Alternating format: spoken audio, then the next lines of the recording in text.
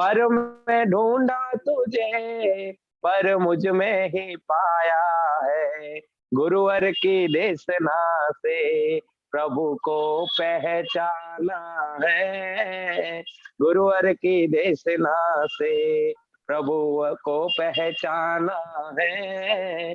प्रभुवर से मिलने का सत्संग ही बहाना है।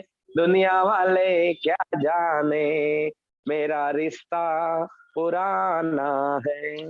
बोले परम पूज्य वैज्ञानिक धर्माचार्य प्रातः स्मरणीय श्री कनंद जी गुरुदेव की जय। जय। नमस्ते गुरुदेव, नमस्ते। परम पूज्य प्रातः स्मरणीय स्वाध्याय तपस्वी आचार्य रथ वैज्ञानिक धर्माचार्य कनक नंदी जी गुरुदेव के चरणों में सत नमन। मुनि सुविज्ञ सागर जी के चरणों में नमोस्तु। अध्यात्म नंदी जी गुरुदेव के चरणों में नमोस्तु। आज्ञा सागर जी के चरणों में नमोस्तु। हरिका माता जी के चरणों में वंदामी एवं चुल्लिका माता जी के चरणों में इच्छामी। गुरुदेव, आज की इस वेबिनार को प्रारंभ करने के लिए मैं गुरुदेव सुविज्ञ सागर जी से निवेदन करता हूं कि वे अपने मधुर कंठ से मंगलाचरण कर इस वेबिनार का प्रारंभ करें। नमस्ते गुरुदेव, नमस्ते। जय बोलो अनंतानंत सिद्ध परमेष्टि भगवान की जय। जय बोलो अनंतानंत गुण संपन्न आदि ब्रह्मा वृषभनाथ भगवान की जय। वाणी सरस्वती माता की जय। बोलो परम पूज्य गणाधिपति गंधराचार्य श्री कुंती सागर जी गुरुदेव की जय।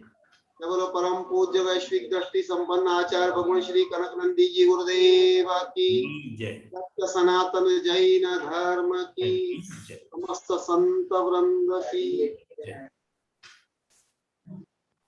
आचार्य भगवत ने 2012 में एक कविता लिखी थी जिसका शीर्षक है तू ही तेरे शत्रु मित्र सत्य, हर जीव के अशुभ शुभ और शुद्ध स्वरूप। तू ही तेरे कर्ता भोक्ता, तू ही तेरा हरता रे। तू ही तेरा शत्रु मित्र, तू ही तेरा सत्य रे। तू ही तेरा कर्ता धर्ता, तू ही तेरा भोक्ता रे। भाव तेरा जैसा होता वैसा तेरा कर्म रे। जैसा तेरा कर्म होता वैसा तेरा भाग्य है। जैसा तेरा भाग्य होता वैसा तेरा भावी है। शुभ शुभ शुद्ध रूप भावमय तेरा रूप रे। तू ही तेरा कर्ता भोक्ता, तू ही तेरा हरता रे। शुभ भाव मित्र सम, अशुभ तेरा शत्रु है। शुद्ध तेरा निज रूप, वही शाश्वत सत्य है। काम क्रोध मान माया लोभ मत सर ईर्षा रे। ये ही तेरे परम शत्रु अशुभ भाव तेरा है। तू ही तेरा शत्रु मित्र, तू ही तेरा सत्य है। तू ही तेरा कर्ता भोक्ता, तू ही तेरा हरता है। अशुभ भाव के दूर हेतु प्रयास तेरा जो भाव है। वही तेरा परम मित्र हेतु शुद्ध भाव है। अनंत ज्ञान दर्शन सुख वीर्यव अव्याबाद है। ये ही तेरा शुद्ध रूप परम सत्य रूप है। तू ही तेरा करता भोक्ता, तू ही तेरा तेरा हरता है। इसी की प्राप्ति स्वयं की प्राप्ति, सत्य शिव सुंदरम। इसीलिए कनक नंदी प्रयत्न करे अंदरम। इसीलिए कनक नंदी प्रयत्न करे अंतरम। तू ही तेरा करता भोक्ता, तू ही तेरा हरता रे। तू ही तेरा शत्रु मित्र, तू ही तेरा सत्य है। तू ही तेरा शत्रु मित्र, तू ही तेरा सत्य है। दूसरी कविता है विश्व का सार, सत्य समता शांति, भिन्न भिन्न षटकार युक्त कविता। सत्य समता शांति है अखिल विश्व सार। सत्य समता शांति है अखिल विश्वाधार। सत्य में सर्व द्रव्य समाहित, समता धर्म सार। समता धर्म सार। शांति में सुख, समस्त सुख समाहित, जीवों का अंतिम सार। जीवों का चरम सार, जीवों का अंतिम सार। निश्चय व्यवहार सत्य होता तो है विविध प्रकार, होता विविध प्रकार। सत्य में सत्य समता शांति है अखिल ब्रह्मांड सार। निश्चय है शत द्रव्यमय लोक अलोक प्रसार। उसमें जीव द्रव्य ग्रहणीय चैतन्य सुखाधार। चैतन्य सुख आधार अखिल विश्व सार। आत्म द्रव्य स्वपरम ग्रहणीय शुद्ध चैतन्य सार। शुद्ध चैतन्य सार। राग द्वेष मोह काम विवर्जित धर्म समता सार। धर्म समता धार। धर्म सुख आधार। समता से शांति उपजे समस्त सुखाधार। समस्त सुखाधार। सत्य ही परमेश्वर होता, सत्य ही सर्व आधार। सत्य शून्य अन्य सब मिथ्या, नहीं है उसमें सार। नहीं है उसमें सार। नहीं है उसमें सार। सत्य धर्म में स्थिर रहना होता समताचार। होता समताधार। समता में ही शांति होती जो है आह्लाद कर। जो है शांति कर। जो जीव मंगल कर। शांति प्राप्ति हर जीव चाहता, जीव का परम आधार। जीव का परम आचार। जीव का परम सार। कनक नंदी इसी हेतु प्रयास करता यत्नाचार। करता समताचार। करता साम्याचार। सत्य में सर्व द्रव्य समाहित, समता धर्म सार। समता धर्म सार। सत्य समता शांति है अखिल विश्व सार। अखिल ब्रह्मांड सार। अखिल विश्वाधार। जय बोलो परम पूज्य सत्य समता शांति के धारक आचार्य भगवंत श्री कनक नंदी जी गुरुदेव की।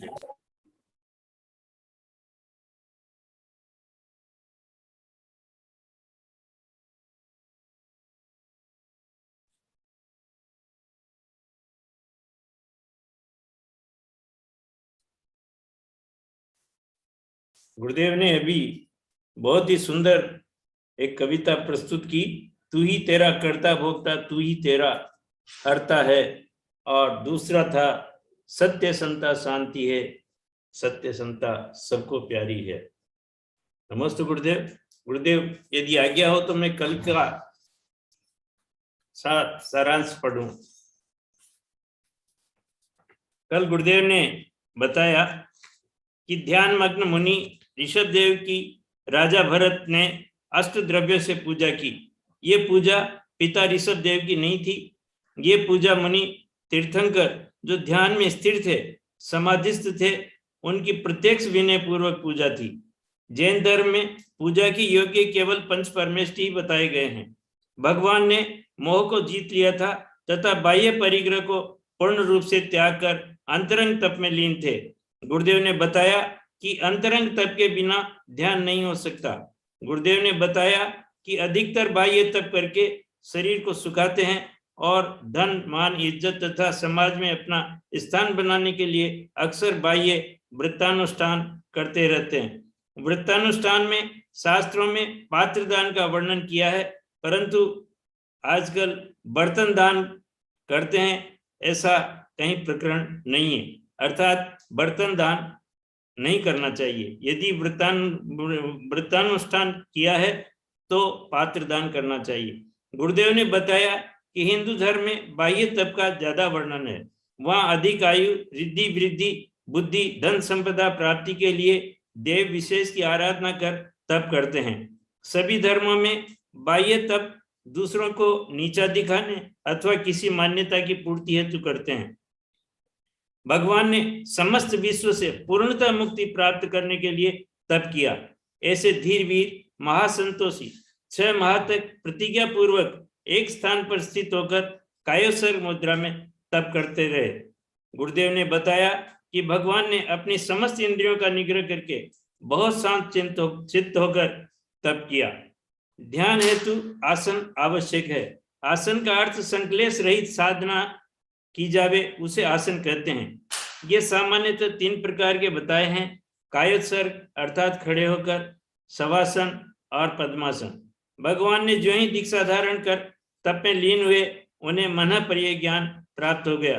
पूर्व में 83 लाख कोटि पूर्व तक मात्र 3 ज्ञान के धारी रहे, उससे आगे नहीं बढ़े, और जो ही त्याग की तरफ चरण बढ़े, अंतर मुहूर्त में मन प्रिय ज्ञान प्राप्त हो गया। इस शक्ति को गुरुदेव ने सुपर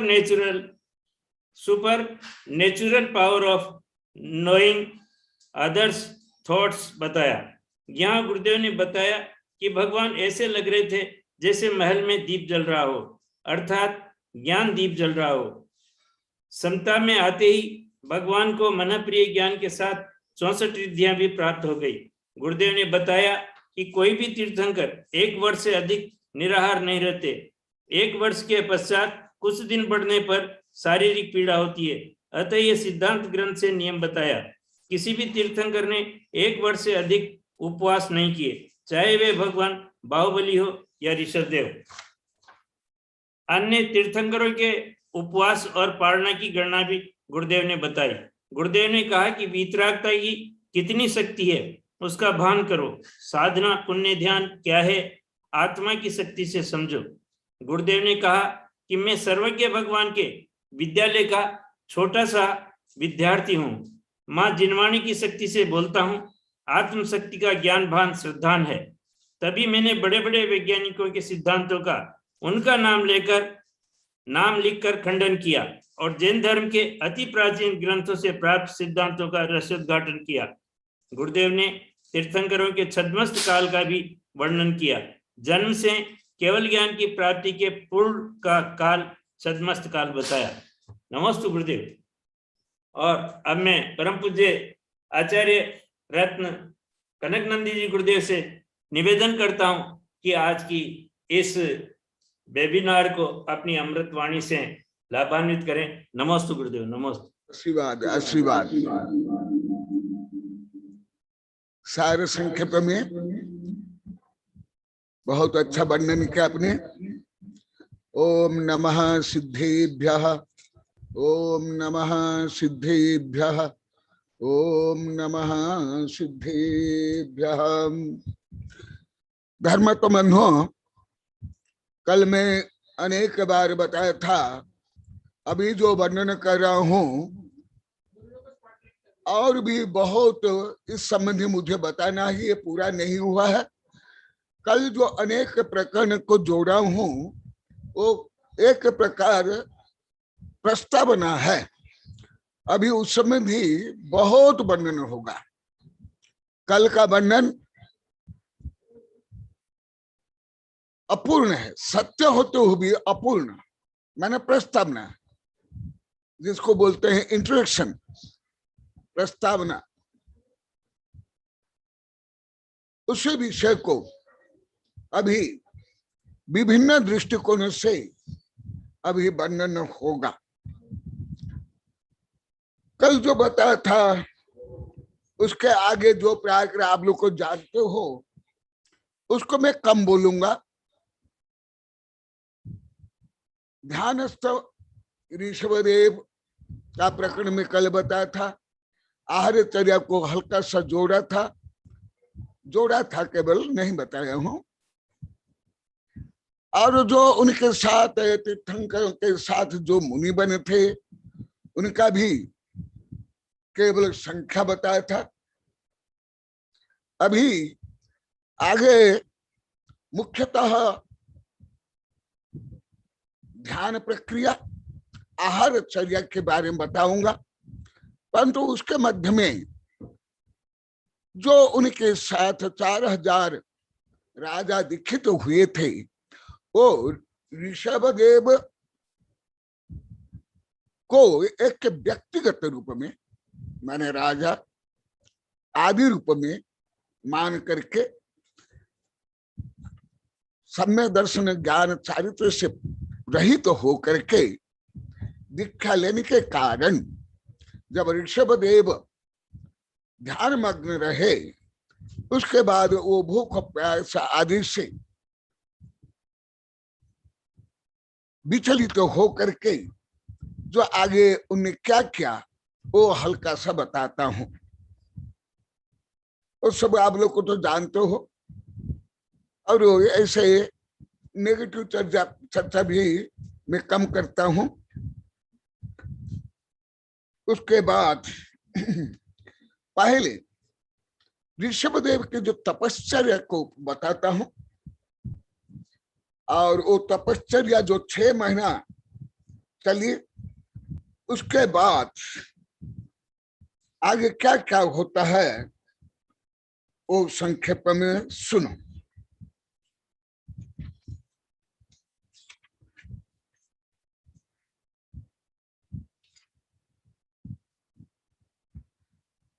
ऋषभदेव क्योंकि श्रद्धा प्रज्ञा चर्या से युक्त थे, माना आत्मशक्ति से संपन्न थे, इसलिए उनको ये ऊर्जा, ये शक्ति, ये दृढ़ता, ये स्थिरता, यह वितरागता, कष्ट सहिष्णुता आत्मा से प्राप्त होती रही।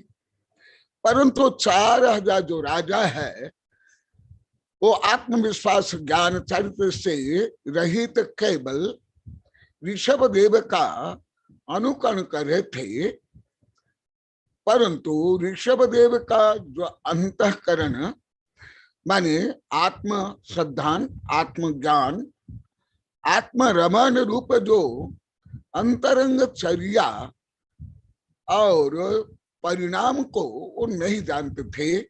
इसलिए आप लोग को वेबिनार में भी 10-20 बार जो बताया ना, कोटि जन्म तप तपे ज्ञान विन कर्म झरिते, ज्ञानी के छिन माहित गुप्त सहज तरते, यह जोड़ दो। ये बहुत सुंदर आगमक्त प्राचीन उदाहरण है। वो भी कुछ दिन तक तप निकिया भी, आहार निहार आदि जो बाह्यचर्या करने पर भी उनको क्या भगवान का लक्ष्य है, उद्देश्य है, परिणाम है, एकदम नहीं जानते थे। नहीं जाने कारण केवल बाह्य से ज्यादा अनुकरण या अंधानुकरण संभव नहीं है। किसी भी क्षेत्र में, विषय के आध्यात्मिक क्षेत्र तो एकदम नहीं, परंतु पढ़ाई हो, सामाजिक या व्यावहारिक भी, उसमें भी ज्यादा अंधानुकरण करके पिछू लग्गू बन करके दिखावा ढोंग पाखंड करके ज्यादा समय ज्यादा साधना नहीं कर सकता और लक्ष्य को प्राप्त नहीं कर सकते हैं। अभी वैज्ञानिक लोग को भी ये सिद्ध किए। अभी 2-3 दिन पहले मैं ये पढ़ा था, उसका सार भी बता देता हूं। जिनका बड़ा लक्ष्य होता है वो विभिन्न कष्ट सहन करने पर भी वो कष्ट उनको अनुभव में नहीं आता है, और जिनका कोई लक्ष्य नहीं है वो समय उनके लिए कष्टकर होता है, वो साधना, जिसको मैं अति प्राचीन काल से बोलता हूं, लिखता हूं, लक्ष्य विहीन गति भटकाव। लक्ष्य विहीन जो गति है वो केवल भटकाव। और मैं बाल्यकाल से बहुत वर्ष से बोलता हूं, लिखता हूं, धर्म आत्मविश्वास से होता है, विवशता से नहीं। ये 2 सूत्र सुन लो। भले आप लोग को रूढ़ी से बोल देते हो, परंतु रहस्य कितने जानते हो आप लोग को जाने। जो आत्मविश्वास से रहित धर्म करते हैं वो भी धर्म आत्मा की अनंत शक्ति से अनुसूत नहीं होने के कारण वो ज्यादा समय ना टिक सकता है, ना सही धर्म कर सकता है, ना उनको आनंद आ सकता है। जैसे यहाँ के ही लोग को 30-40 हजार बार अभी बोल दिए, 30-40 हजार रोज लगभग 100 बार बोलते हैं सब मिला करके कि पहले गुरुदेव हमको पहले कोई आनंद नहीं आता था, धर्म करते हुए, पूजा करते हुए, विधान, पंचकलन, उपवास आदि आदि आहार देने में। वो भी यहाँ जोड़ो, अब स्वयं को जोड़ो, हर क्षेत्र में जोड़ो। ये अति संक्षेप में बता रहा हूं। और ये स्वयं अज्ञानी और देखा देखी करने वाले, माने आडंबर या ब्लाइंड फॉलोअर्स, ब्लाइंड फेथ और ब्लाइंड फॉलोअर्स थे, माने अंधविश्वास से और अंधानुकरण करने वाले थे। भले ऋषभ देव का भी अनुकरण करे, तथापि स्वयं में आत्मविश्वास ज्ञान चारित्र नहीं होने के कारण देखो, वो भी चतुर्थ काल में, वो भी ऋषभ देव के समय में, वो भी ऋषभ देव के लिए। कल मेरा शिष्य कीर्ति कुछ प्रश्न किया था, वो आज उस संबंध भी चर्चा हुई। जो कल तुमने प्रश्न किया था, मैं आज बताया था, बहुत छोटा सा प्रश्न, बहुत खोटा प्रश्न है। और इसके पहले मधु को भी ना कोई प्रश्न किया था, वो भी बहुत छोटा, बहुत खोटा प्रश्न। वो भी जो कल का प्रश्न का उत्तर जो कुछ हल्का सा दिया, आज इस प्रकरण में जोड़ता हूं। और मैं जो वेबिनार में कई हजार बार बोल दिया, अभी तक कई लाख बार बोल दिया, कई किताब, कई कविताएं हैं कि अंधानुकरण करना, देखा देखी करना, आडंबर करना, ढोंग पाखंड करना, वो धर्म में भी सही नहीं है। तो आज वो उदाहरण यहाँ प्रस्तुत करूंगा। भले घटना आप लोग को लगभग सब जानते हो, आज चौका में भी बोले थे, भले मैं कल प्रवचन में भी बोला नहीं था, तो भी अभी से चौका में बोल रहे थे। तो इससे ज्ञान तो होता है। ये घटना आप लोग को मालूम है, वो 4000 जो अंधानुकरण करने वाले, अंधानुकरण, इसको ही अंधानुकरण कहते हैं, वो कैसे भ्रष्ट हो गए, कैसे क्यों हो गए, वो भी बताऊंगा।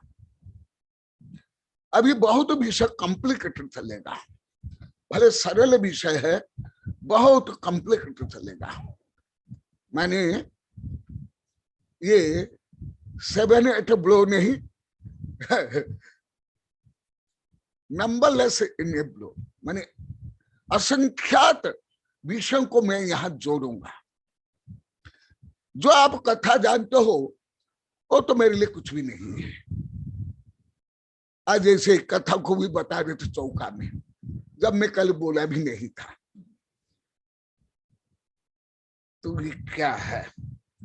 ऋषभदेव तपश्चर्या में लगे हुए, जो पहले बताया। अभी वो जो 4000 मैं विषय करके इसलिए बता रहा हूं, जो कीर्ति काल प्रश्न किया। या कीर्ति सुनो इधर, जो तुमने कल प्रश्न किया था और मैं वेबिनार में हजारों बार बोला हूं, ढोंग पाखंड दिखावा नहीं करना चाहिए, अंधानुकरण नहीं करना चाहिए। वो एक बहुत ही स्पष्ट और अति प्राचीनतम ये उदाहरण है। इसलिए कल ये विषय को मैं छेड़ा तक नहीं आज मैं बता रहा हूं। पहले देखा, ऋषभ देव का लक्ष्य साधना सम्यक, अर्थात सम्यक धर्म को भी, सच्चा धर्म को भी, जो स्वयं सच्चा नहीं है वो भी जब अनुकरण करता है दिखावा रूप में, स्वार्थ रूप में, वो भी असम्यक है। धर्म सच्चा, जैसे ऋषभदेव सही। कल भी मैं जो कुछ बताया था कीर्ति के उत्तर में, और पहले भी बताया, उस सब यहां जोड़ा। ऋषभदेव का लक्ष्य और साधना सब सही, परंतु ये क्योंकि लक्ष्यहीन को मालूम नहीं था। लक्ष्यहीन भटकाव होता है, भले गति कितनी तीव्र क्यों नहीं। जैसे एक वैज्ञानिक उदाहरण देता हूं, यहां से पृथ्वी से खरब अरब से भी अधिक किलोमीटर को लक्ष्य करके वैज्ञानिक लोग को सैटेलाइट भेजते हैं, और 1 सेकंड 1 मीटर भी आगे पीछे संभव नहीं। यदि हुआ वहां दुर्घटना हो जाएगी। ऐसे ही यदि 1 सेकंड भी ये इंटरनेट आदि में डिस्टर्बेंस हो जाएगा तो पूरी पृथ्वी प्रभावित हो जाएगा। वो कैसे?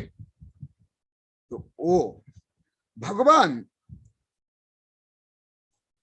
देखो मैं कुछ पढ़ करके बता देता हूं। पहले यह हल्का सा पढ़ता हूं, हिंदी में पढ़ लेता हूं।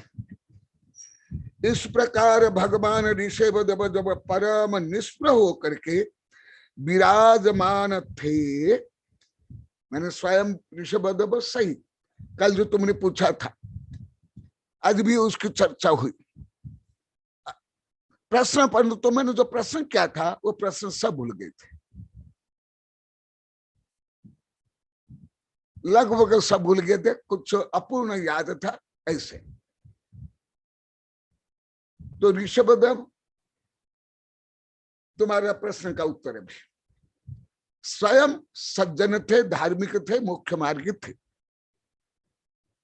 परंतु कच्छ महाकच्छ आदि राजाओं के धैर्य में बड़ा भारी क्षोभ उत्पन्न होने लगा, उनका धैर्य छूटने लगा। श्लोक को छोड़ देता हूं, ये सामान्य विषय। दीक्षा दान को किए हुए 2-3 माह भी नहीं हुए, 2-3 माह हो, 1-2 दिन नहीं, 1-2 दिन भूख प्यास सहन कर लिए, कुछ दिन तक अंधानुकरण करने लगे, आदि आदि। ये बहुत कथा कहानी आप लोग को सब जानते हो, परंतु रहस्य अति गहन सूक्ष्म, जो मैं अभी बता रहा हूं केवल आप पद्म पुराण आदि पुराण पुराण पढ़ करके नहीं समझ सकते। ये कथा को नाटक रूप में गा करके बोल कर प्रवचन करके नहीं समझ सकते। सुन लो, उनके धैर्य छूटने लगे। तो यहाँ आदिनाथ भगवान का कोई दोष है क्या? नहीं, मैं प्रश्न कर रहा हूं, पहले भी बता दिया, कल भी बताया था। दीक्षा धारण के हुए 2-3 माह भी नहीं हुए थे, क्योंकि मेरा व्यक्तिगत उदाहरण भी हजारों लाख, केवल 5 गांव के नहीं, बाल्यकाल से पढ़ाई से लेकर राजनीति, कानून, विज्ञान, उच्चतम विज्ञान तक में जो अभी विज्ञान रिसर्च कर रहा है, कर नहीं पाया, वो भी बता देता हूं। इसलिए मैं कथा से कम आगम, अनुभव, मनोविज्ञान से ज्यादा बोलूंगा। 2-3 महीना होने के बाद नहीं हुए थे कि इतने में ही अपने को मुनि मानने वाले स्वयं को मुनि मान रहे थे, परंतु उपला मन से, बुद्धि से अलग है। आज मैं सुबह कक्षा में बोला, बुद्धि में जानना अलग। कल जो मैं शिक्षा के बारे में बताया था, आज दोनों सहेली मैडम मधुबाला और आनंदित बाई बोले थे, गुरुदेव एकदम ऐसे ही शिक्षा, हमने भी यही शिक्षा ली, हमने भी यही पढ़ाया, अभी भी यही चल रहा है। तो सुन लो। और पहले नहीं समझते थे। देखो, मुनि मानने वाले स्वयं को मुनि मान रहे हैं, ये मन्य माना, यथार्थ नहीं। इसलिए करो सुनो अन्य के करो मन के गलत है, ये भी आप लोग को बताया। क्यों? मन से अनंत सत्य का ज्ञान नहीं होता है, और मन ज्यादा चंचल और अनादिकाल के कारण कुसंस्कार से युक्त, इसलिए मन्य माना भी नहीं करना चाहिए। ये सब आप लोग को भी यही बोलते थे पहले, शायद अभी भी यही धारणा है, सुनो अन्य के करो मन के। मैं लगभग साधु संत आचार्य आप लोग को कविता में, भाषण में 1000 बार में सुना, ये गलत है, गलत है। पूर्णतः पहले भी बताया, अभी सिद्ध कर रहा हूं ये उदाहरण के माध्यम से। सुनो अन्य के करो मन के, समस्त व्यसन, फैशन, गुंडा गर्दी मन्य माना से होता है। और कर्म अन्य के, तो जैसे भगवान के वाणी, जिनवाणी से लेकर आचार्य का वाणी, ये भी गलत हो जाएगा। सुनो अन्य के करो मन के, ये सब रूढ़िवादी है, ये गलत है। इसमें कोई कर्म सिद्धांत नहीं, कोई रियल मनोविज्ञान में, हाँ अपराध मनोविज्ञान है, काम मनोविज्ञान है, स्वार्थ मनोविज्ञान है, ये भी गलत है। तो ये स्वयं को तो मुनि मान रहे थे, परंतु मुनि थे ही नहीं। जैसे अभी उच्चतम विज्ञान में बता रहे, हम जो देख रहे हो प्राय सत्य नहीं है। जो माइक्रोस्कोप और टेलीस्कोप में देख रहे हैं, खरबों रुपया के माइक्रोस्कोप टेलीस्कोप में, वो भी सत्य नहीं है, क्योंकि जो केवल भौतिक सत्य के 5% ही अभी तक समझ पाए।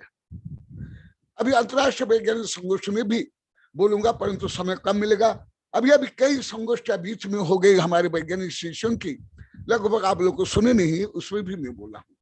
देखो, मन्यमाना, हर जीव मनमाना करते हैं, कीट पतंग से लेकर के कामी स्वार्थी, उसको मनोविज्ञान में कहा जाता है अवचेतन संतुष्टि।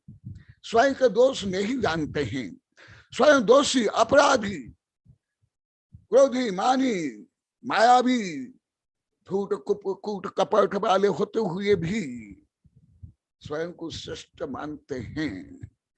जो आप लोग को पहले अनेक बार बताया, इससे आदिनाथ प्रकरण में जोड़ो। मानने वाले उन राजाओं ने परिसर रूपी वायु से भग्न होकर शीघ्र ही धैर्य छोड़ दिया।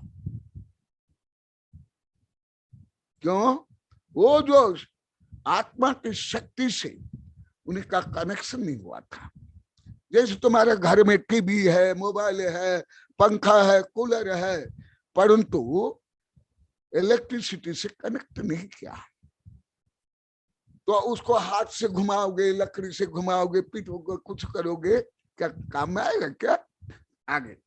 गुरुदेव भगवान ऋषभ देव के अत्यंत कठिन मार्ग पर चलने में असमर्थ हुए, विकल्पित मुनि, क्योंकि धर्म तीर्थ का प्रवर्तन हुआ ही नहीं था, इसलिए धर्म तीर्थ प्रवर्तन के पहले तीर्थंकर उनको दीक्षा नहीं दी है। वो तो केवल ज्ञान होने के बाद, दिव्य ध्वनि के बाद में ये शिक्षा दीक्षा आदि होगी, जो आगे मैं बताऊंगा, पहले भी बताया हूं। कल्पित मुनि अपना अपना अभिमान छोड़कर परस्पर में जोर जोर से इस प्रकार कहने लगे, जो आत्म गौरव है, आत्म स्वाभिमान तो था ही नहीं, ये तो केवल वो अष्टमद था और अंधानुकरण था। इसलिए वो क्या बोलते हैं, सुनो, आप लोग आदि पुराण में कई बार पढ़ लिए हो, और पद्म इसमें भी पूजा में जयमाला में भी शायद पढ़े हो, और पंचकल्याण में भी कई बार ये देखे, ये होता है नाटक रूप में। तो क्या बोलते हैं, क्या सोचते हैं, अहो धैर्य महोदय स्थैर्यम मोहो जंगा बलम प्रभो को नामेर मामित्नम मुक्त कुर्यात साहसमिदृशम। ओहो आश्चर्य, भगवान का कितना धैर्य, कितनी स्थिरता, कितने इनके शरीर में जंघा में बल है, इनको छोड़ करके ऐसी शक्ति किसमें है, हम लोग में नहीं है।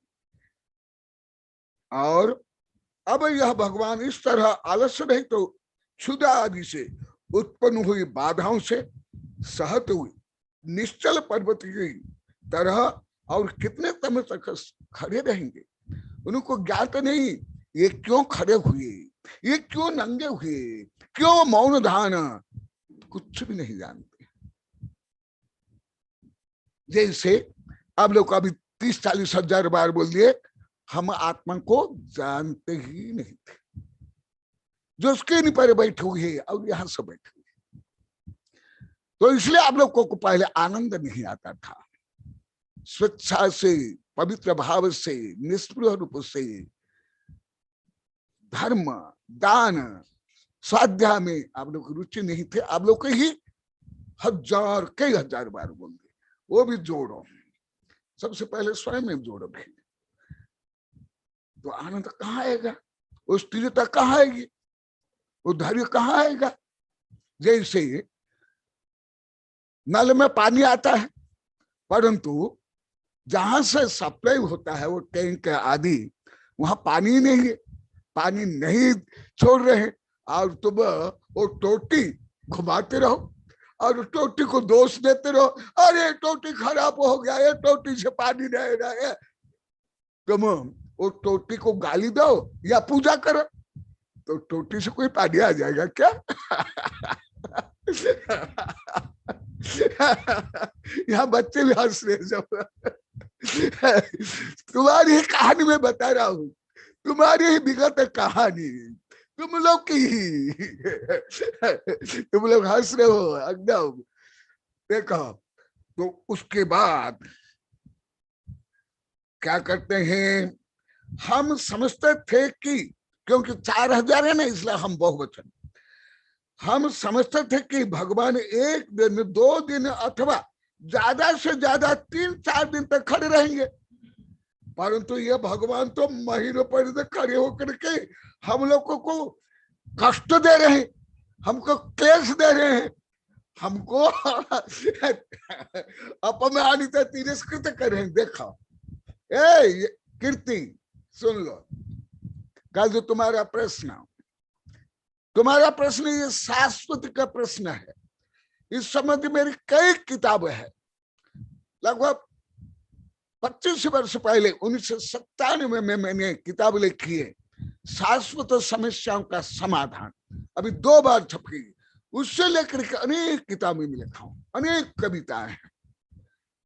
तो बहुत अच्छा उदाहरण कल अच्छा तुमने पूछा और उसके माध्यम से मैं बता रहा हूं।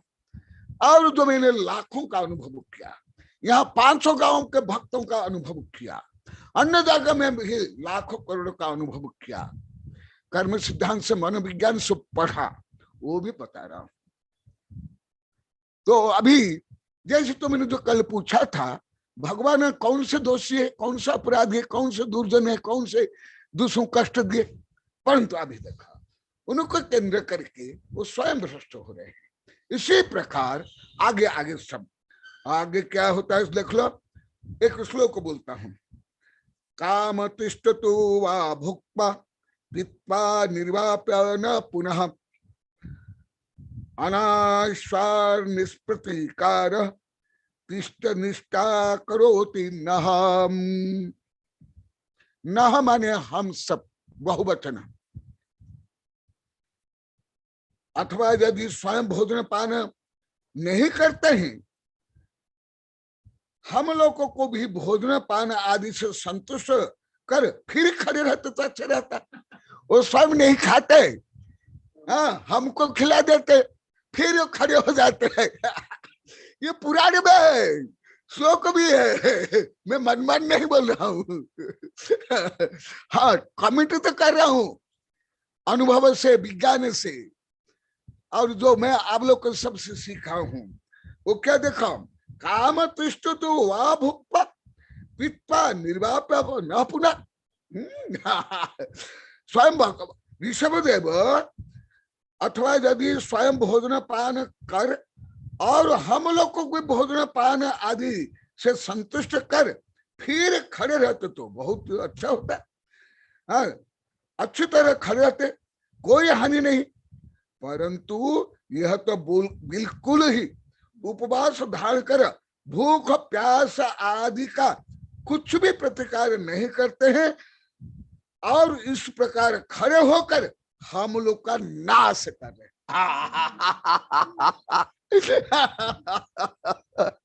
ये सब के अधिकांश की जो स्वार्थी, कामी, मोही, कुज्ञानी, अज्ञानी सबके इस परिणत होते। एक इंद्रिय से लेकर के संज्ञ पंचेंद्रिय तक तो होती ही है, संज्ञ पंचेंद्रिय में भी मनुष्य देव आदि में भी होती है इसी प्रकृति, सब में होती है गुणस्थान के अनुसार यथा योग्य। मिथ्यात्व गुणस्थान के अनुसार मिथ्यात्व, और जितने जितने अंश में वहां विभाव भाव है उतना अंश में उदय। जिसको आप लोग को बोलते हो आ बैल मुझे मारो, ये तो कुछ उदाहरण नहीं सही। बिना बुला भी बैल मारते वो है। अभी देखो हम लोग का नाश करें, अरे नाश कैसे करें? ना भगवान उनको बुलाए, ना उन्हें दीक्षा दी, ना वो उपवास करने के लिए बोले, ना ध्यान करने के लिए बोले, वो तो अपना कर्तव्य पालन कर रहे हैं। वो अपने जैसे मैंने अनेक जगह में देखा, मेवाड़ बागड़ में सबसे कम, यहाँ तो जैन अजैन मुसलमान मीणा सब नमन करते हैं, और यहाँ के लोग तो बोलते हैं हमसे भी ज्यादा अजैन लोग को भक्ति करते हैं, सत्य है। मेवाड़ बागड़ में ऐसी दुर्दशा नहीं है, राजस्थान में भी ज्यादा नहीं। राजस्थान में उधर भाग में है, वो मेवात बोलते, मेवात तरफ उधर है, कामा डीगे भरतपुर, अन्य प्रदेश में है, सबसे कम है मेवाड़ बागड़ में। यहाँ ऐसी दुर्दशा नहीं, पहले भी नहीं थी, अभी तो एकदम नहीं। अब तो और ज्यादा भक्त चातुर्मास के लिए अनुरोध सब कर रहे हैं, चारों प्रकार दान दे रहे हैं। तुम्हारे पाठ कीर्ति के यहाँ हो गया था, 3-4 युवक शराब पी करके, तो उनके पिताजी उसको पीटे, ब्राह्मण लोग को भी पीटे। हम जिसको गुरु मानते हैं, जिसके पूजा करते, तुम ऐसे करते हो, कीर्ति तुम जानते हो। यहाँ कम हुआ, चित्री में हुआ था, एक तुम्हारे वहां हुआ था, पर दो सब सीधा कर ले। देखा आगे सुनो, ये सूक्ष्म मन विज्ञान, सूक्ष्म कर्म सिद्धांत, भले वेबिनार में ये विषय 1000 बार बोला हूं, और उदाहरण देता हूं। और क्या करते हैं, मिथ्या कारयते योगम गुरु रस्पासु निर्दयः स्पर्धा कृत्वा सह तेनम मर्तव्यम किम शक्त कहे, मालूम होता है कि भगवान हम पर निर्दय है, क्रूर है, हमको मारना चाहते हैं। सुनो, मेरे साथ भी ऐसे व्यवहार होता है।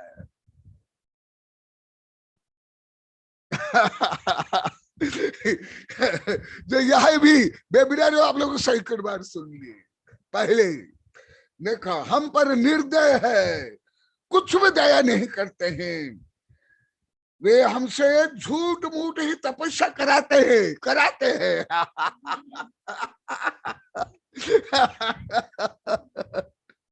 कराते हैं, कहाँ कराते हैं?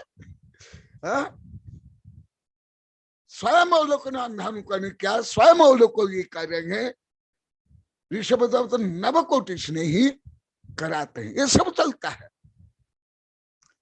कुछ भी समाज में व्यक्तिगत समस्या है, उसको मंदिर में ले आते हैं, सामूहिक धर्म में ले आते हैं, धार्मिक कार्य में ले आते हैं, यहां तक कि साधु के ऊपर भी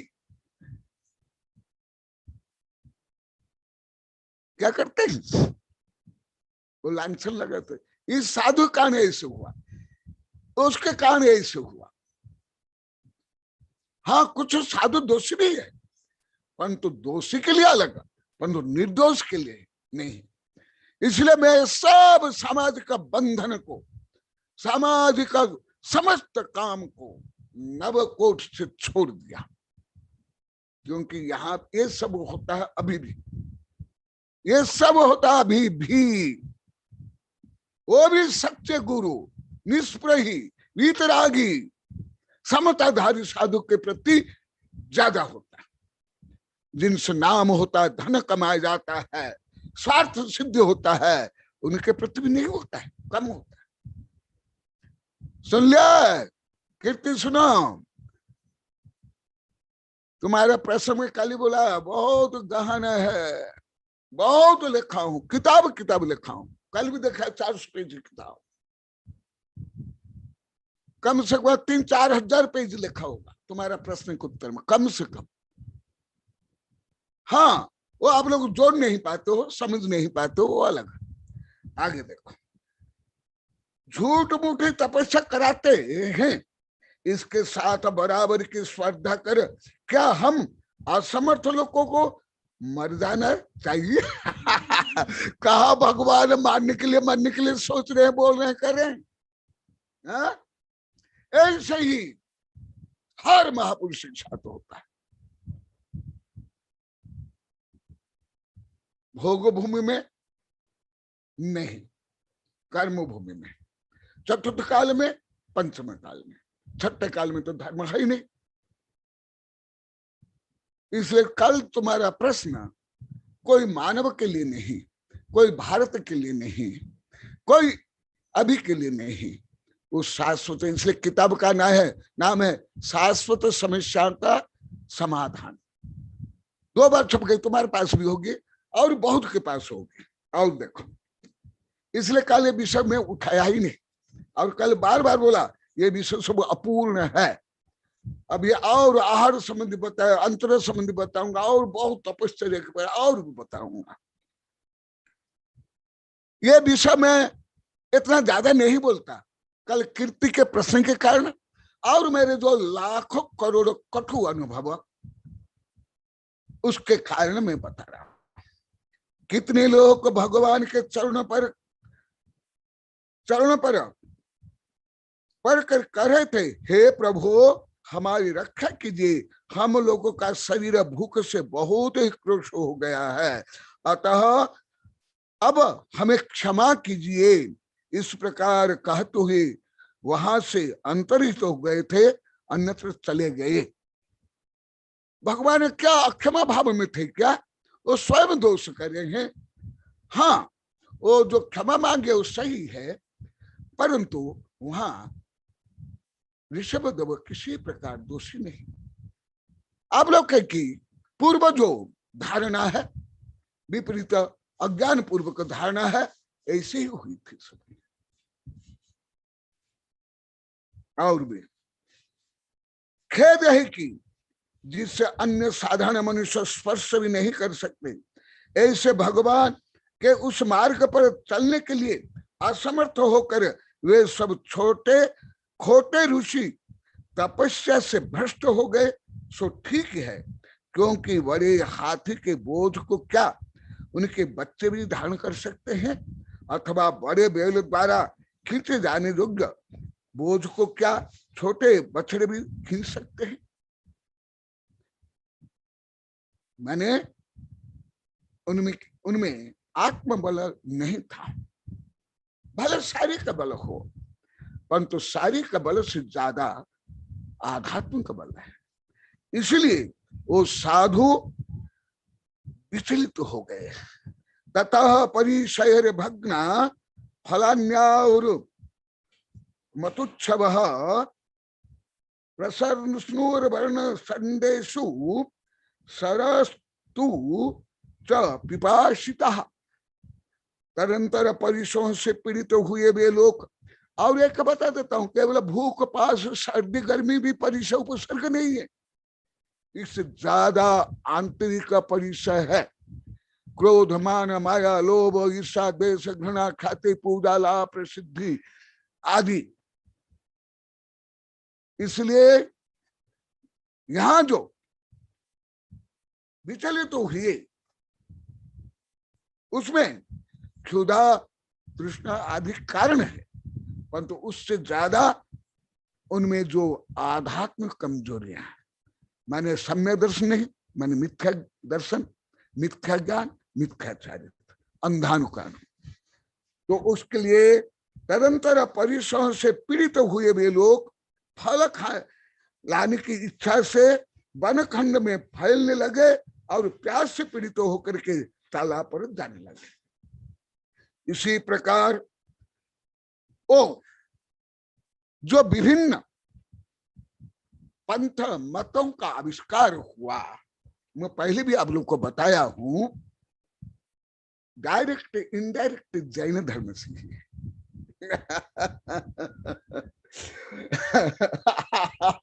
इसका कारण तो शायद आप लोग अभी इतना नहीं समझ सकते हो, क्योंकि सूक्ष्म कर्म सिद्धांत है, तथापि उदाहरण से समझो। आप लोगों को भगवान महावीर के बारे में बोलते हुए वेबिनार में भी एक दो बार बता दिया हूं, यहाँ महावीर जयंती में बताया हूं, वो भी जो अभी इसमें भी अभी आएगा, अभी भी आने वाला, वो भी कौन था? क्यों ऐसे? क्योंकि कारण जो कुछ है, भले स्वर्ग हो नरक हो मोक्ष हो पुण्य हो पाप है, गंदा हो अच्छा, सब आकाश में ही तो होगा ना।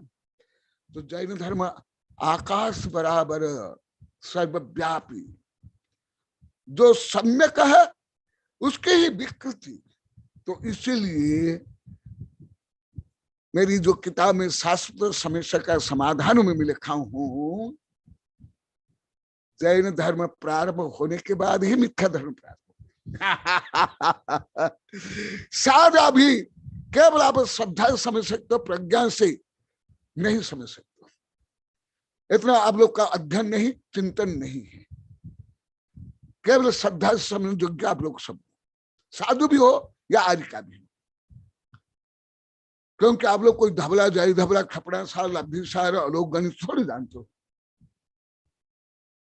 परंतु उदाहरण समझो। अभी अभी और विस्तार से आएगा, और इस संबंध में मेरी बहुत किताबें, बहुत लेख है, बहुत कविताएं भी है, जैसे अनेकांत सिद्धांत आदि।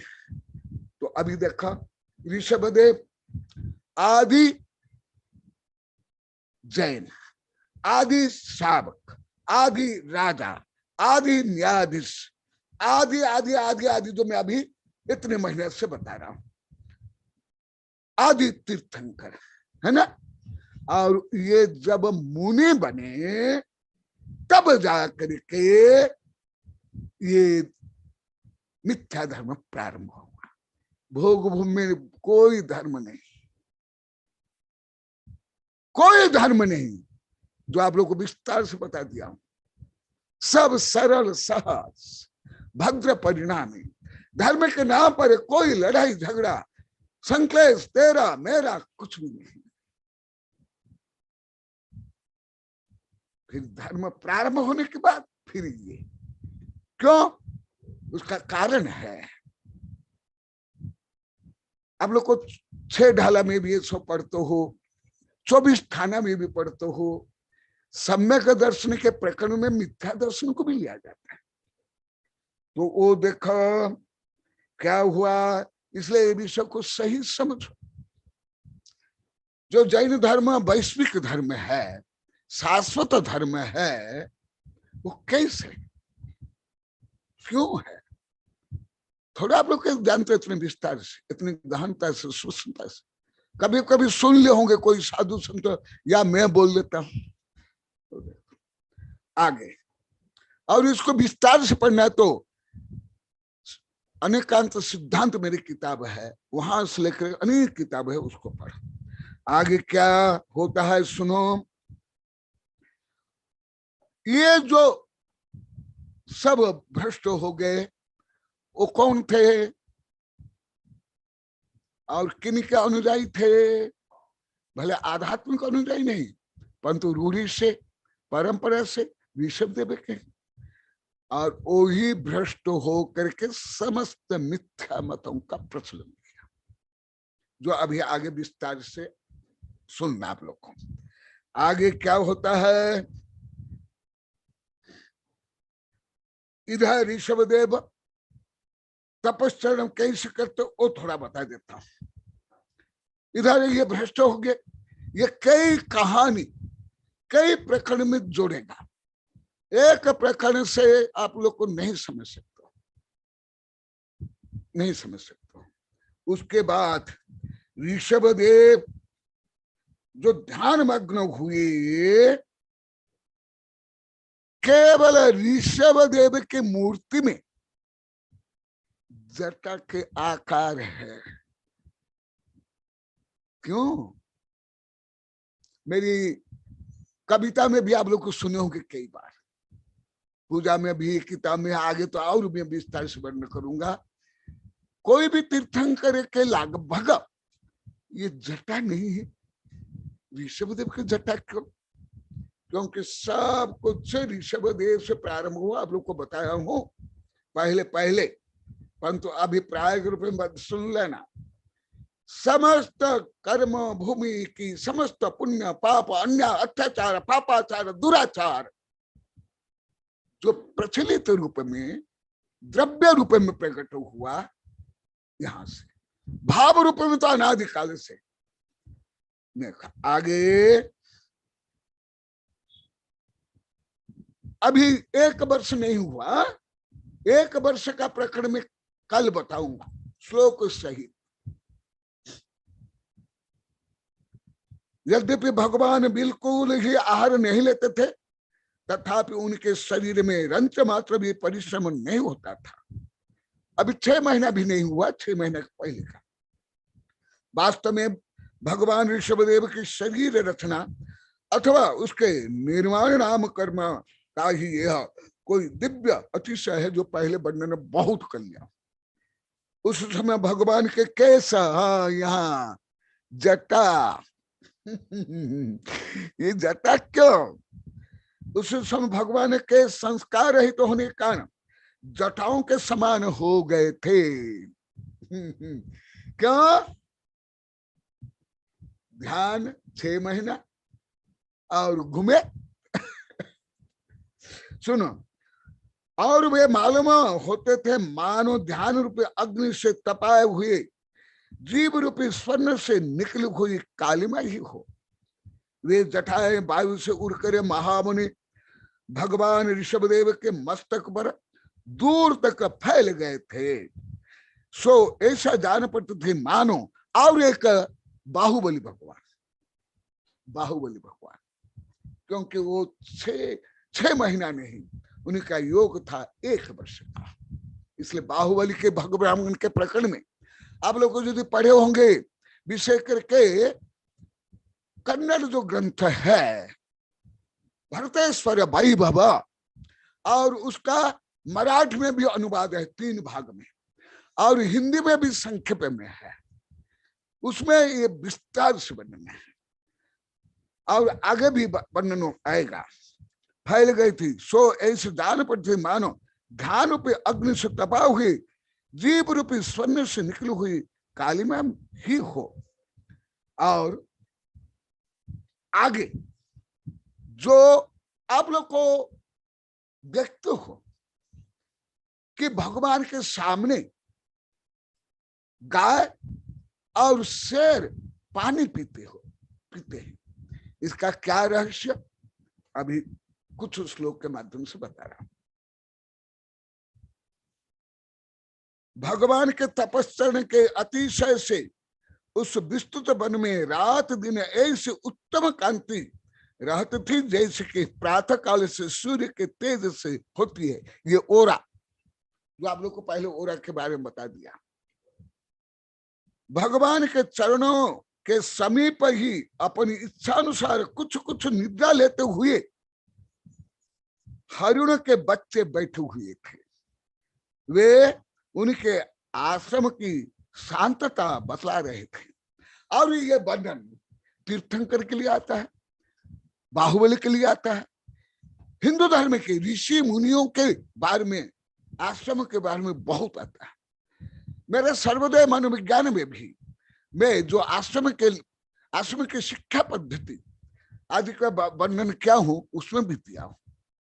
हिंदू धर्म में भी ये प्रचुर मात्रा में वर्णन है और बौद्ध धर्म में भी वर्णन है और जैन धर्म में तो बहुत ज्यादा देख लो। अहिंसा प्रधानायम तत्सन्निधो वैरित्याग, जो अहिंसा प्रधान होते हैं केवल द्रव्य अहिंसा नहीं, भाव अहिंसा, जो दया करुणा समता शांति से युक्त होते हैं, उनके प्रभाव से क्रूर पशु भी प्रकृति में क्या प्रभाव पड़ता है ये पहले विज्ञान एकदम कुछ नहीं जानता था। अभी विज्ञान जितना जानता है अधिकांश धार्मिक लोग को जानते नहीं, अभी पहले कुछ भी नहीं जानता था। अभी विज्ञान ज्यादा जानता है सामान्य रूढ़िवादी धार्मिकों से। अभी देखो हरिण क्या करे थे, सुन लो, कुछ कुछ निद्रा लेकर के वहां बच्चे शांत रूप में सो रहे थे, खेल रहे थे, बैठ हुए थे। आगे भी सुन लो, जैसे यहाँ बच्चों से लेकर रोज बोलते हैं गुरुदेव आपके पास आने बहुत शांति मिलती है, बहुत आनंद आता है, आप हंसते तो हमारा सब टेंशन दूर हो जाता है। रोज सब बोलते हैं, वेबिनार में बोलते हैं, दूर से बोलते हैं, साधु साधु ही बोलते हैं। ये क्या है, यहाँ तो रोज बोलते हैं। ये भी देख लो, मैं उत्तर तो ज्यादा नहीं दिया हूं।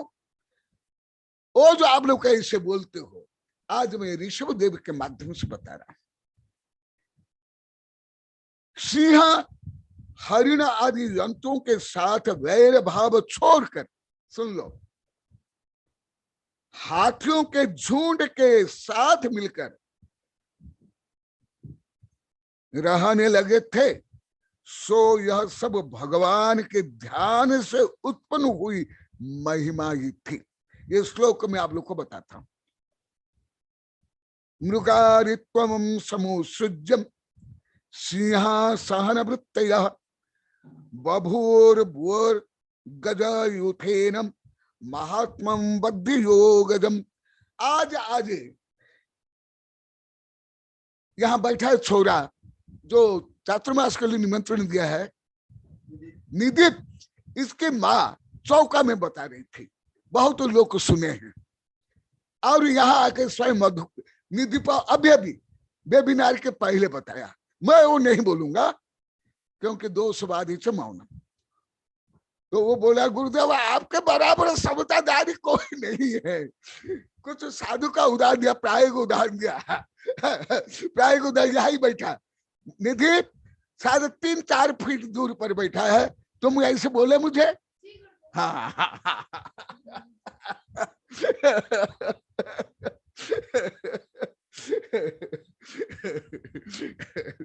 देखा, आप लोग को वो अनुभव करो और विषय करके कॉलोनी वाला भी ज्यादा अनुभव करे।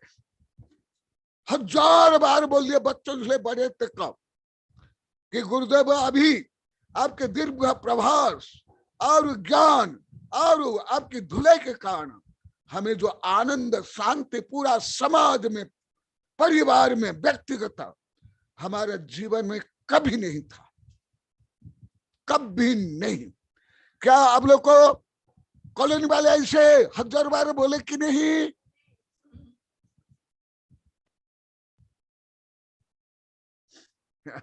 क्यों ऐसे?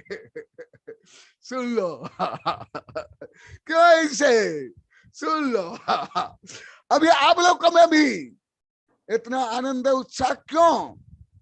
जहां साधु 1-2 दिन रहते हैं वहां भी सब निरुत्साह, उत्साहहीन से लेकर क्या क्या बन जाते हैं। अभी 23-24 महीना होने जा रहा है। क्यों ऐसे उत्साह, क्यों ऐसे भाव? अबाल वृद्ध वनिता में वो भी सुन लो। आप लोग को मुझे सैकड़ों बार पूछ लिए, मैं उत्तर नहीं दिया हूं, आप लोग के उत्तर दिए। आज मैं ऋषभदेव के माध्यम से उत्तर दे रहा हूं। ऐसे क्यों? आप लोग को नंदड़ में तीनों चातुर्मास में लगभग रोज चातुर्मास आह दिन के लिए आते थे और बोलते थे गुरुदेव ये नंदड़ हमारे लिए तीर्थ है, यहाँ आने पर आनंद आता है। कैसे बोलते थे? अभी भी ऐसे क्यों बोलते हो? और कोई 1-2 हजार तो बार बोलने, गिनती से कम 8-10 हजार 15-20 हजार बार बोल दिए। ऐसे क्यों? सुन लो। क्या तुम लोग को मैं रुपया दिया? माला, टीका, साड़ी, ब्लाउज, रुपया और उल्टा रोज डांटता हूँ। दान फिर दक्षिणा आहा लेता हूँ, आप लोग की सेवा प्राप्त करता हूँ, ज्ञान दान देता हूँ, 5 सब दान देता हूँ और उसको पहले मैं दक्षिणा देता हूँ रोज, डांट रुपये। तो भी आनंद क्यों? सुन लो। आप लोग स्वयं अनुभव करके आप लोग सब बोल दिए, बच्चों से बड़े तक 1000 बार बोल दिए। मैं नहीं बोला हूं, आज ऋषभदेव के माध्यम से बोल रहा हूं। और ये मेरे लिए नहीं, तुम्हारे लिए नहीं, ऋषभदेव के लिए, सबके लिए।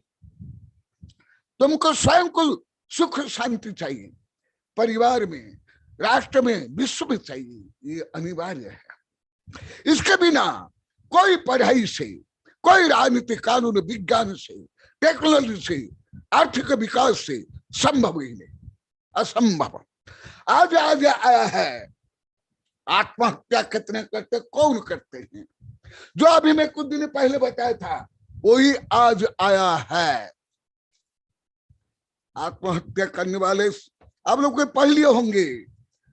यही देखो, इसमें ज्यादा आत्महत्या कौन करते हैं? देखो, दिहाड़ी मजदूर, घरेलू महिला, कारोबारी, बेरोजगार, नौकर पेशा, छात्र छात्राएं, किसान, सेवानिवृत्त। माने जो बेरोजगारी है उससे भी ज्यादा आत्महत्या करते हैं कारोबारी, उससे भी ज्यादा घरेलू हिंसा से, जो पति पत्नी आदि के, जो आप लोग को विस्तार से बताया। आज ही आया ये राष्ट्रीय हमारे जो रिपोर्ट है, ये क्यों? आगे देखो। और घरेलू हिंसा, जो पति पत्नी, भाई बंधु, जो लड़ाई झगड़ा से लेकर के हत्या होती है। और पति पत्नी 38% हत्या, आत्महत्या में मूल कारण पति पत्नी।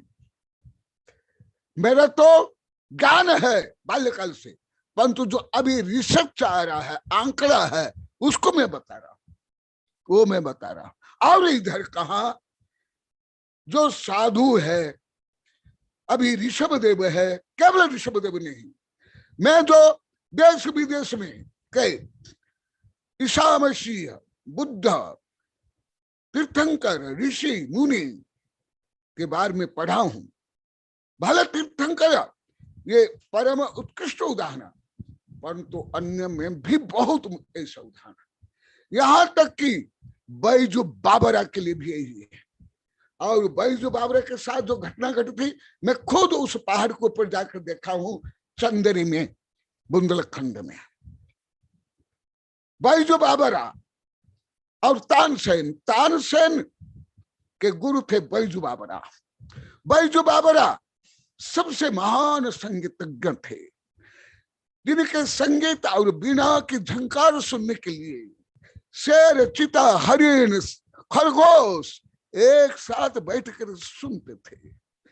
ये बाबर के समय की घटना है, कोई लाखों या हजार वर्ष नहीं। जब अकबर को ज्ञात हुआ कि ये बैजू बाबर ऐसे हैं, तो तानसेन को बोलते हैं कि तुम्हारे गुरु को बुला कर ले आओ। बोले लेकिन मेरे गुरु तो कहाँ ही आते नहीं, कहाँ जाते नहीं, किसको सुनते नहीं, किसको बोलते नहीं, कुछ नहीं। आपको सुनना है तो आप लोग के पधारो। वो आते हैं, आप लोग को भी पढ़े होंगे, जानते होंगे, ये कोई नई घटना नहीं है। ये तो स्कूल कॉलेज में भी ये विषय आता है। मैं तो पढ़ा भी नहीं, मैं देखा भी जाकर उस स्थानों को। माने मैं बैजू बाबरा नहीं देखा, जहां घटना घटी थी वहां गया था, वो पहाड़ के ऊपर, और जहां रहते थे वहां भी गया। तो जब वो जंगल में रहते थे तो ये तो आया नहीं, तो ये स्वयं बादशाह और तानसेन वो आते हैं संगीत सुनने के लिए। जब संगीत, ये तो मैं लंबी चौड़ी कथा नहीं बताऊं, केवल सार बता कर मैं आगे बताऊंगा, इसका रहस्य बताऊंगा। कथा कहानी आप लोग को पढ़ लो, सुन लो। सब तो कथा कहानी बोलते हैं, वो भी सास बहू। तुम टीवी में भी सास बहू सुनते हो, प्रवचन में भी सास बहू सुनते हो, और क्या करते हो? करते हुए वही, और क्या करते हो? केवल विवाह, शादी, लड़ाई झगड़ा, सास बहू की लड़ाई झगड़ा, और क्या करते हो? डोकरा डोकरी भी यही देखते हैं, केवल छोरा छोरी नहीं, केवल बहू नहीं, दादी वगैरह। वो स्वयं बोले हैं। तो जब तानसेन बधा रहा था, वहां सब जंगली पशु एक साथ बैठ करके सुन रहे थे। ये ऐतिहासिक घटना है, कोई पौराणिक नहीं है, कोई कल्पना नहीं है, कथा कहानी नहीं है, ये यथार्थ है। अब ये भी कुछ 100 वर्ष पहले घटना है। तो उसके बाद तानसेन जब बीना बजाता है, सब भाग जाते, सब पशु पक्षी। फिर और भी बहुत है। फिर बादशाह पूछता है, अरे ये जो तुम्हारा गुरु है, वो जब वो बजाता है इतना मधुर, इतना मंत्र मुग्ध, जहां शेर चीता भी एक साथ बैठ के सुनते हैं, ये क्यों है? और मैं स्वयं बादशाह हूँ, मेरे पास नवरत्न पंडित है, आदि आदि मेरे इतना वैभव है, हाँ, तो भी मैं बुलाने पर भी आता नहीं तुम्हारा गुरु, और उसके पास तो कुछ भी नहीं, एक बीना और एक दो कपड़ा है, खाने के लिए भी कुछ नहीं। तो ये क्या है, मुझे समझ नहीं आता। तानसेन क्या बोलता है, बादशाह मैं आपका गुलाम हूं, परंतु मेरे गुरु किसी के भी गुलाम नहीं है, तुम्हारा भी नहीं। मेरा गुरु तो केवल भगवान को ही सुनाते हैं, उनको ही सब कुछ मानते हैं। इसलिए ना आपके दरबार में आते हैं, ना आपके प्रति कोई भय है, ना कोई शंका, ना आपसे कुछ चाहते हैं, ना आपको सुनाएंगे भी अलग से। ये तो स्वयं गा रहे थे, आप सुन लिए। तो तानसेन, आप तो जानते हो कि तानसेन उसकी ऐसी क्यों परिणति, उसकी परिणति क्यों, ये देखो। और आप लोग को बहुत बताया हूं बीच बीच में, विदेश की कहानी भी बताया हूं।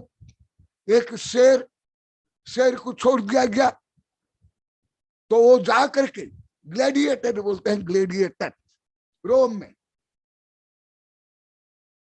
पहले बताऊं, वो जोर जरा, अभी नहीं बताऊंगा।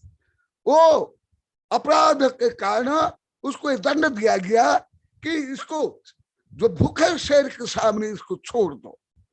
ऐसे लाखों पशुओं को, 50 लाख पशुओं को मार लिया गया और 15-20 हजार ग्लेडिएटर मारे गए हैं रोम में। और वे सब राजा महाराज सेठ साहूकार बैठ करके देखते थे, मनोरंजन करते थे।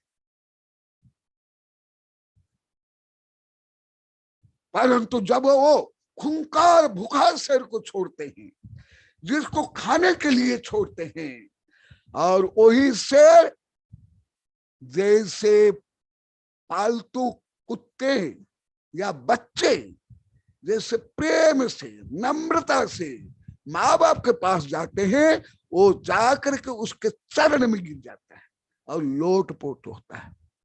वो कौन था जो आप लोग बताया था, जो जंगल में जिसके पैर में कांटा घुस गया था और उसको निकाला था और उसको छोड़ दिया गया, और वो जहां जाता था, बाजार में भी जाता था, उसके पीछे पीछे वो शेर जाता था, किसी को किसी प्रकार कष्ट नहीं देता।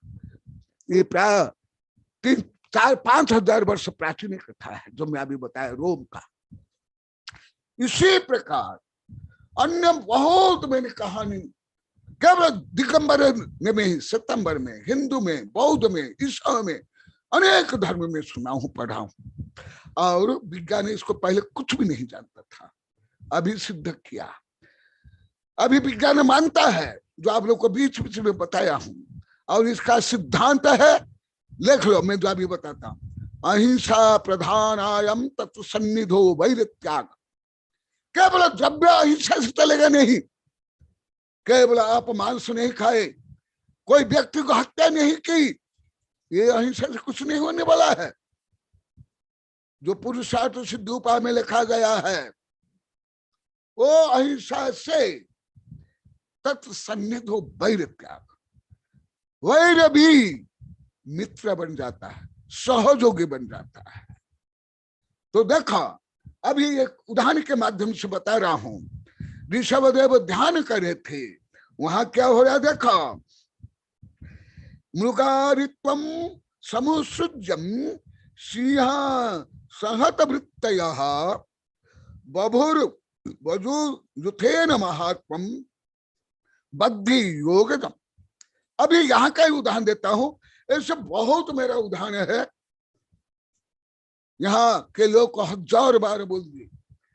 गुरुदेव पहले कोई चातुर्मास हो, कोई कार्यक्रम हो, कोई विधान हो, पंचकलन, कोई साधु कुछ दिन के लिए आते थे, वेबिनार भी बोल दिए, शायद आज भी बोलेंगे, शायद आज नगिन जी बोल सकते हैं, आज कुछ बोल रहे दीपिका, समय हो गया, नगिन बोलेंगे।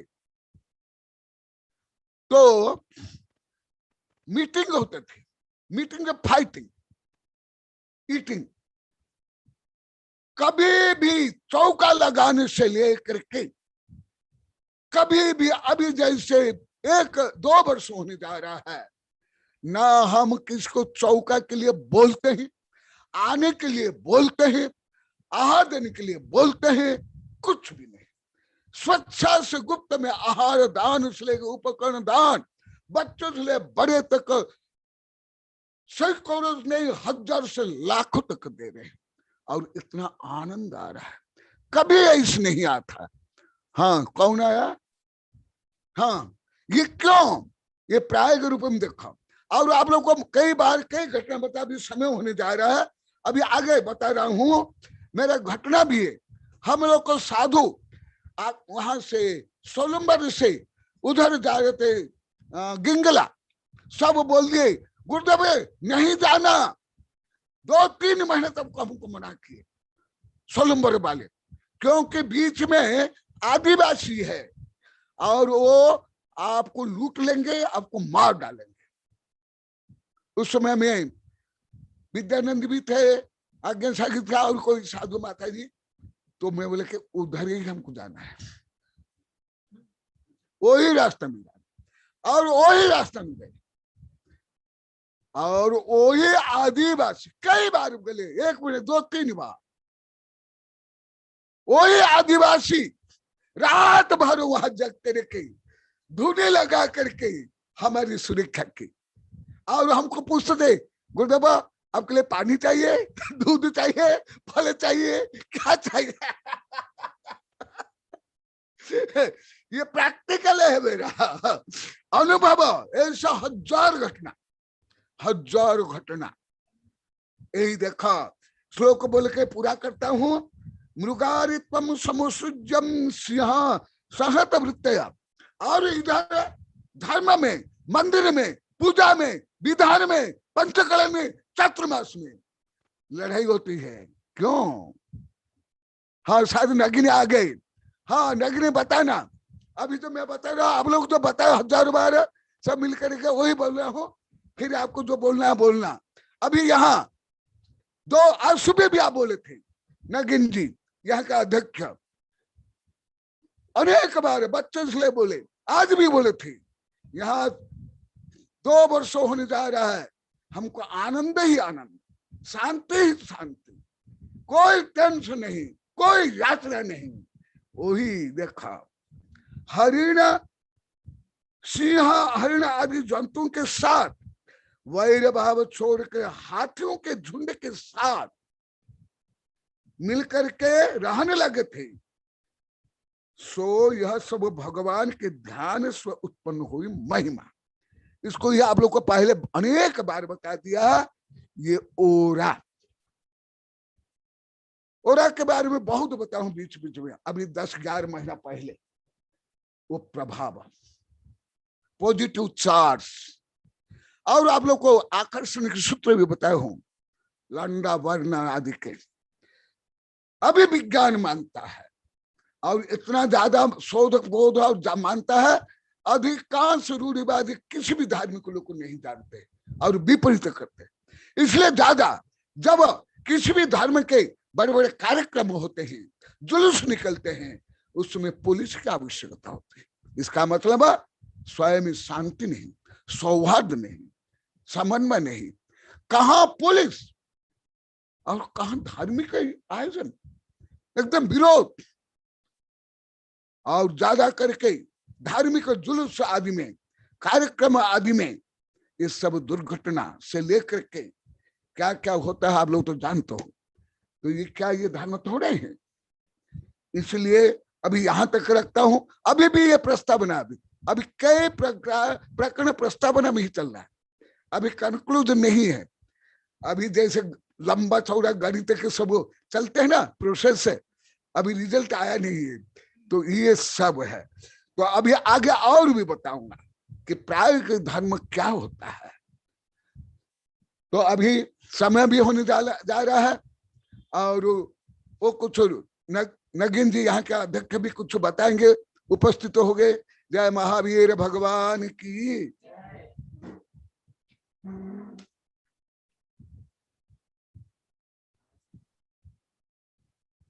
यहाँ के श्री समाज के अध्यक्ष श्री नगीन जी शाह से मैं निवेदन करूंगा कि वे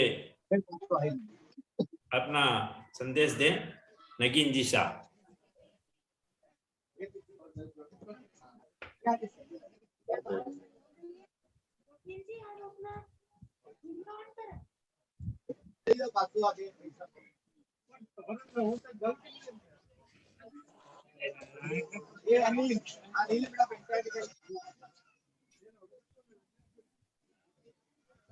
वो बोलूंगा तो मैं।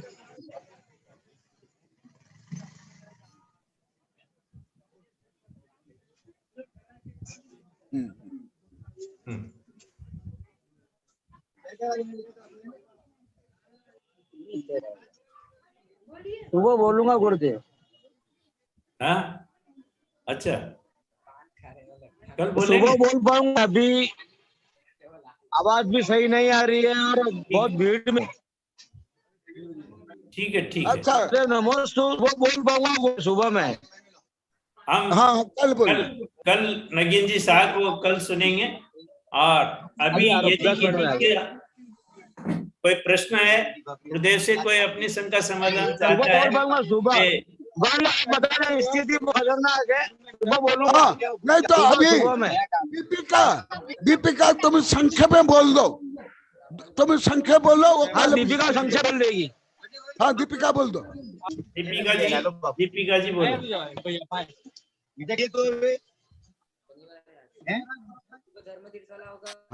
हाँ ओ नमस्ते गुरुदेव, नमस्ते नमस्ते वो भी बोल। नमस्ते गुरुदेव, नमस्ते गुरुदेव। मैं यही कहना चाहती हूँ कि अभी कोरोना का प्रभाव बहुत सब जगह बहुत फैल रहा है, इसीलिए यही है कि बाहर से जो आने वाले हैं वो कोरोना को ध्यान में रखते हुए जब भी कोरोना ठीक होगा तभी पधारे। नमस्ते गुरुदेव। अभी गुरुदेव अभी कोरोना का बहुत प्रभाव फैला हुआ हर जगह, इसीलिए जो आगंतुक है गुरुदेव के दर्शन हेतु तो पधारना चाहते हैं वो अभी कोरोना के हिसाब से अपने वेबिनार के माध्यम से गुरुदेव का दर्शन करें और गुरुदेव का सुने। जब भी कोरोना का प्रभाव कम होगा तब आप अवश्य पधारे। हम नगरवासी आपके स्वागत के लिए आतुर हैं, परंतु अभी कोरोना के प्रभाव से सब यही चाह रहे हैं कि आप भी सुरक्षित रहें और यहाँ पर भी गुरुदेव और सभी नगरवासी सुरक्षित रहें, क्योंकि कोरोना का प्रभाव अभी बहुत कुछ बढ़ा हुआ, पहले बीच में कम हो गया था, परंतु अभी वापस न्यूज आ रही है हर जगह से कि कोरोना का प्रभाव पश्चिम बंगाल में, कलकत्ता में, महानगरों में, बॉम्बे में, अहमदाबाद में हर जगह बढ़ रहा है दिन प्रतिदिन। अतः आप सभी आगंतुकों से निवेदन है, सभी धर्म स्नेही बंधुओं से निवेदन है कि आप कोरोना का प्रभाव कम होने पर भी गुरुदेव के दर्शन हेतु पधारे। और आपके गुरुदेव का दर्शन निरंतर वेबिनार चल रहा है, तो आप वेबिनार के माध्यम से गुरुदेव के वार्तालाप भी कर सकते हैं, गुरुदेव का स्वाध्याय प्रवचन भी सुन सकते हैं। अतः सभी से करबद्ध निवेदन है कि आप सूचना को ध्यान रखते ही अपना प्रोग्राम बनावे और तय करें। नमस्ते गुरुदेव, नमस्ते नमस्ते। जय जिनेन्द्र। दीपिका जी जैन ने बहुत ही सटीक अपना संबोधन दिया, क्योंकि इस समय डेंगू का प्रभाव हर जगह बढ़ा हुआ है। सारे डिस्ट्रिक्ट्स में डेंगू के बीमारी ज्यादा इस पर है, तो मेरा भी निवेदन है कि आगंतुक जो है वह इस प्रभाव को घटने के बाद ही यहाँ गुरुदेव के दर्शनार्थ पधारे, ताकि वहाँ श्री समाज नहीं हो और गुरुदेव के स्वास्थ्य पर इससे विपरीत असर नहीं पड़े, इसका हमें पूर्ण ध्यान रखना चाहिए। और आगे मैं आता जी और आचार्य गुप्ती नंदी जी से निवेदन करता हूँ कि वे धर्म तीर्थ से जो भी संदेश देना चाहते हैं वह गुरुदेव के इस वेबिनार को संदेश दें। नमस्ते गुरुदेव, नमस्ते गुरुदेव। आपके चरण में कोटि कोटि बारंबार नमस्ते गुरुदेव। आपको कश्मीर में आए हुए हैं। हाँ नमस्ते चिंतामणि पार्वती भगवान अगर कुछ कश्मीर के बहुत चमत्कार भगवान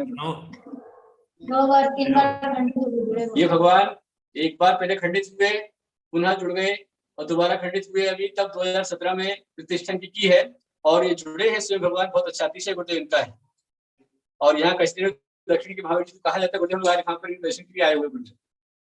आपके चरणों में बारंबार नमस्ते नमस्ते गुरुदेव। गुरुदेव निवेदन है आपसे, कल सुबह 9 बजे आपका प्रवचन दीपावली महोत्सव, निर्वाण महोत्सव होगा, महावीर स्वामी के निर्वाण महोत्सव विशेष रूप से, और खासतौर पर निर्वाण लाडू जो होता है वो क्या होता है, हम क्यों चढ़ाते हैं, इसकी विशेष जानकारी गुरुदेव आपको प्रदान करें, ऐसा आपसे बारंबार निवेदन है गुरुदेव। हाँ एवं अस्तु।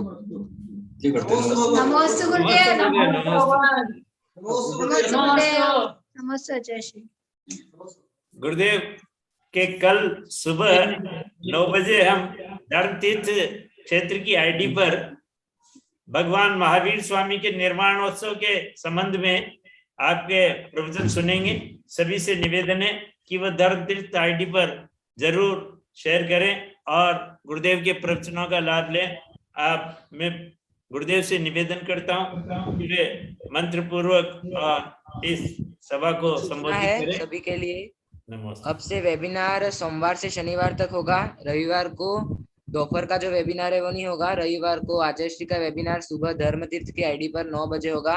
उस दिन 2 वेबिनार नहीं होंगे। रविवार को सिर्फ सुबह धर्म तीर्थ की आईडी पे वेबिनार होगा और सोमवार से शनिवार 3:30 बजे से 5 बजे तक रोज युग निर्माता भगवान ऋषभदेव ग्रंथ का स्वाध्याय होगा। नमस्ते गुरु। जिनवाणी स्तुति। बुद्धि चिंतामणि चिंतित वस्तुदानि ओम अरिमुख कमलवासिनी पापात्मं क्षमकरी सुत ज्ञान द्वारा सहस्र प्रज्वलित सरस्वती विश्व सर्व पाप महानान दहदह पचपतम छाम छेम छम छम छा क्षीर धवले अमृत पलगे अमृत साव साव बम बम होम फट स्वाहा ओम आमसुपत्तान मोख सुपत्तान ओम दलसुपत्तान ओम नमः स्वाहा ओम शांति शांति। नमस्ते गुरुदेव। नमस्ते गुरुदेव।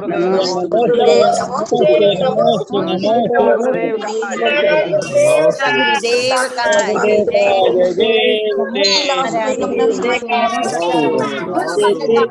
अध्यात्म योगी वैज्ञानिक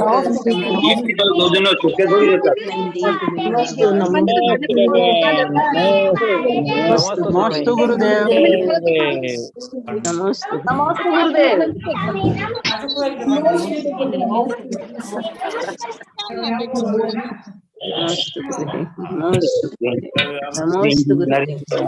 नमस्ते स्वामी। नमस्ते भगवान। नमस्ते गुरुदेव। नमस्ते गुरुदेव। नमस्ते गुरुदेव।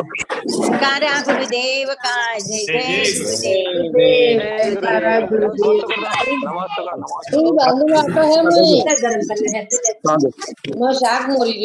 जल्दी